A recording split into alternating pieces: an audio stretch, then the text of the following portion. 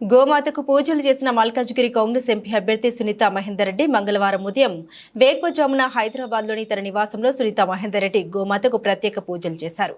గోమాతకు శాల్వా కప్పి అరటిపళ్ళు తినిపించి ప్రదర్శన చేశారు. ఈ సందర్భంగా గోమాత ఆశీస్సులు అందుకున్నారు.